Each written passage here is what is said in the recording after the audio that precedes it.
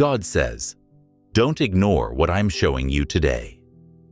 Beloved soul, before you scroll further, before your mind tells you this is just another message, before you convince yourself that this is meant for someone else, God is speaking to you, not loudly, not with fear, not with thunder or shaking ground, but with a quiet seriousness that only your spirit can recognize. God says today, don't ignore what I'm showing you. You see, warnings from heaven do not always come as disasters. They rarely arrive as sudden destruction. Most divine warnings come as repetition, the same feeling returning again and again, the same thought interrupting your peace, the same discomfort rising when you try to move forward in a certain direction. You have felt it, haven't you? That gentle inner pause, that moment where something inside you says, wait, that uneasiness you can't explain. You tried to silence it. You told yourself, I'm just tired. I'm overthinking. This will pass. Everyone goes through this, but God says, I am not trying to confuse you. I am trying to protect you. The way God shows us things. God does not force. God does not drag. God does not scream over your free will. Instead, He reveals. He shows you through patterns, through repeated moments, through doors that refuse to open, through peace that disappears when you choose wrongly, through heaviness when you keep walking in the wrong direction. Sometimes, God shows you what something truly is by removing the excitement from it. You once felt passionate about it. You once believed it was right. You once imagined happiness there. But now, the joy is fading. The clarity is missing. The peace no longer stays. And God says, that is not random. Why, you are being warned now. This warning is coming now because you are close to making a decision. Not a small one, not a temporary one, but a decision that will shape your next season, your emotional health, your spiritual direction, your future peace. You may think you still have time, but God sees further than today. He sees what happens after you choose. He sees the cost you will pay later. He sees the tears you don't know are coming. And because He loves you, He interrupts. God says, I am warning you before the damage, not after. You keep asking for a sign. You prayed, God, show me if this is right. God, guide me. God, don't let me make a mistake. And now that guidance is coming, but it doesn't look how you expected. You wanted comfort. God gave you caution. You wanted reassurance. God gave you restraint. You wanted everything to feel easy. God allowed resistance, and because it didn't come wrapped in excitement, you began to doubt it. But God says, not everything that feels exciting is safe. Not everything that feels safe will feel exciting. The most dangerous place. The most dangerous place is not rebellion, it is partial obedience. When you hear God, but delay. When you sense God, but negotiate. When you recognize truth, but choose convenience. You tell yourself, I'll deal with this later. I'll fix this after some time. I'll let go when I'm ready. But God says, delayed obedience slowly becomes disobedience. And that is why this message feels urgent, not because something terrible is about to happen today, but because drift has already begun. What you are ignoring. You already know what God is showing you. It may be a relationship that keeps draining you, a habit that is stealing your peace, a path that looks good but feels empty, a voice you trust that no longer aligns with truth, a door you keep forcing open. You don't need new information. You need honest acknowledgement. God says, I have already shown you enough. What remains is your response. This part ends with a pause. Before moving to the next part, God invites you to pause, not to panic, not to fear, but to ask yourself one sincere question. What has God been showing me that I've been trying not to see? Don't answer quickly. Let your spirit speak, because what you're ignoring today will demand your attention tomorrow. And God, in His mercy, is warning you now. Why God removes peace before He removes the path.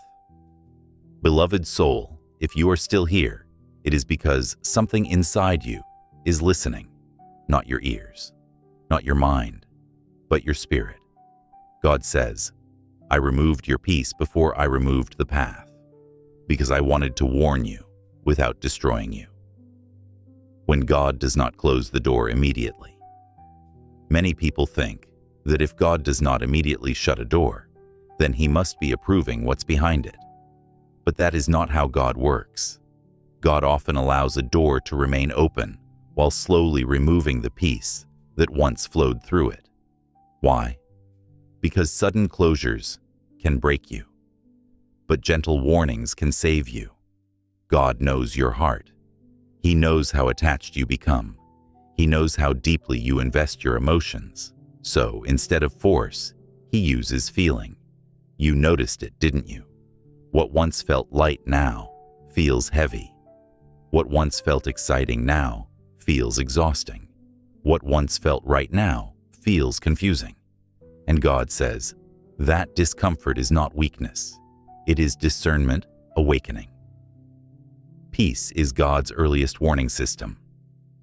Before God changes your circumstances, He changes your inner climate. Before He removes people, He removes the peace you felt around them. Before He redirects your future, He disturbs your comfort with the present. Peace is not just a feeling. It is a signal.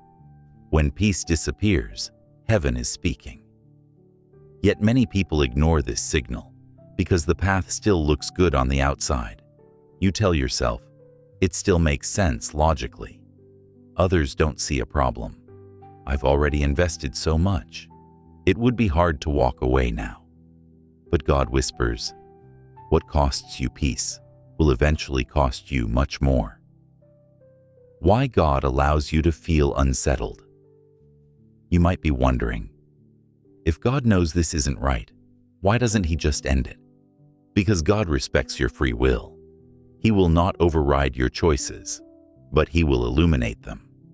He will make the wrong path feel uncomfortable until you are honest enough to admit, this no longer aligns with who I am becoming. That uneasiness you feel is not anxiety.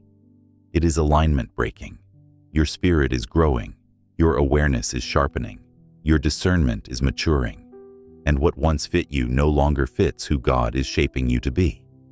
God says, I did not change. You did. The danger of ignoring lost peace. When peace leaves and you ignore it, you begin to operate from effort instead of grace. You start forcing conversations, forcing outcomes, forcing emotions, forcing connections, and forcing always leads to fatigue. God never called you to live exhausted. He called you to live led. But when you ignore the loss of peace, your joy slowly fades, your prayers feel blocked, your heart grows heavy, your patience shortens, your clarity blurs, not because God left you, but because you walked ahead of Him. God says gently, you moved faster than my timing, not outside my love. You confuse comfort with confirmation. One of the hardest lessons is this. Comfort does not mean confirmation. Familiarity does not mean approval. Just because something feels familiar does not mean it is safe for your future. God may allow you to stay while silently waiting for you to notice that your peace has gone missing. And when you finally pause and ask, God, why do I feel like this? He answers, because I'm trying to get you to stop before you get hurt. God warns before He wounds. God does not enjoy correcting you. He enjoys protecting you. But protection sometimes feels like resistance. The delay you're frustrated with, the confusion you're battling, the lack of clarity you're experiencing. Those are not punishments. They are mercy. God would rather slow you down than let you speed into something that will break your heart later. God says, I am not withholding blessings. I am withholding damage. What you are being asked to do now. God is not asking you to make a dramatic move today. He is asking for honesty. Honesty about where peace has disappeared, where joy no longer stays, where effort has replaced grace, where your spirit feels restless. You don't need to explain it to others yet. You don't need to justify it publicly, but you do need to acknowledge it privately. God says, I can guide what you acknowledge. I cannot heal what you deny. A quiet invitation from heaven. Before this part ends, God invites you into stillness. Ask Him, not loudly, not desperately, but honestly, God, where did my peace leave and why? Then listen, not for a voice, but for clarity. Because peace does not vanish without reason. And God never removes peace unless He is trying to save you from something. What happens when you keep ignoring God's gentle warnings? Beloved soul, this part is not meant to frighten you. It is meant to awaken you. God says, I do not warn to scare you. I warn because I see what you don't. Ignoring God does not break His love. It weakens your direction. One of the biggest misunderstandings people carry is this: if I ignore God, He will leave me. That is not true. God's love does not disappear because you ignored His voice. But something else does begin to fade. Clarity. When warnings are ignored repeatedly, life does not collapse suddenly. It slowly loses alignment. You still wake up. You still work. You still smile. But something feels off. You feel busy, yet unfulfilled. Connected, yet lonely. Moving, yet stuck. And you can't explain why. God says that confusion is not punishment. It is the result of walking without my guidance. How drift really begins. People don't fall away from God in one decision. They drift in small permissions. You say, just this once. It's not that serious. I'll pray later. I'll deal with it eventually. Each time you delay obedience, you don't feel immediate consequences, so you assume everything is fine. But drift is silent. It doesn't announce itself. It doesn't shout warnings. It doesn't feel dangerous at first. It feels comfortable. And that is why it's deadly. God says, you don't drift because you're evil. You drift because you're distracted. The slow loss. You don't notice. When God's warnings are ignored, He does not immediately remove blessings. Instead, something subtler happens. You begin to lose sensitivity to His voice, awareness of His nudges, discernment between right and almost right. Your prayers still reach heaven, but your listening becomes selective. You hear God when He comforts, but you struggle to hear Him when He corrects. And correction is love. God says, if I stop correcting you, that's when you should worry. When God goes quiet. And why? Sometimes people say, God feels silent lately, but often God has not gone silent. You simply stopped responding to what He already said. God does not repeat Himself endlessly when obedience is being delayed. Instead, He waits, not angrily, not impatiently, but with sorrowful patience. God says, I am quiet because I am watching to see if you will trust me without new instructions. The heaviness you feel has a source. That heaviness in your chest, that unexplained tiredness, that emotional exhaustion. It is not just stress. It is the weight of inner conflict. Part of you knows what God showed you. Another part of you keeps avoiding it. And living divided always drains you. God never created you to carry divided loyalty.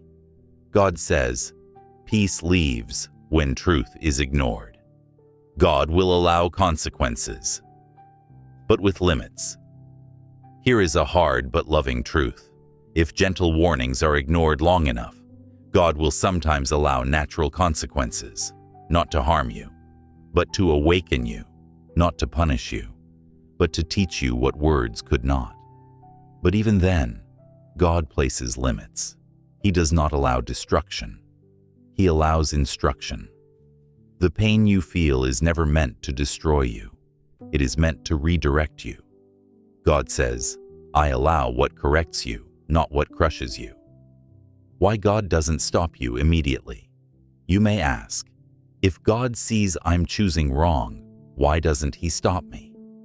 Because forced obedience does not produce faith. God is not raising controlled people. He is raising conscious ones, people who choose Him, not because they were trapped, but because they were convinced.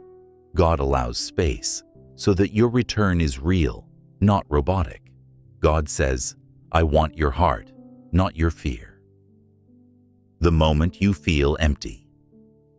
One of the clearest signs that God's warnings have been ignored too long is emptiness. Not sadness, not anger, but emptiness. You achieve things, yet feel hollow. You receive validation, yet feel unseen. You get what you wanted, yet feel unsatisfied. That emptiness is not depression. It is your soul saying, this is not where I belong. God says, I allow emptiness so you stop filling yourself with what cannot sustain you. You are not too far.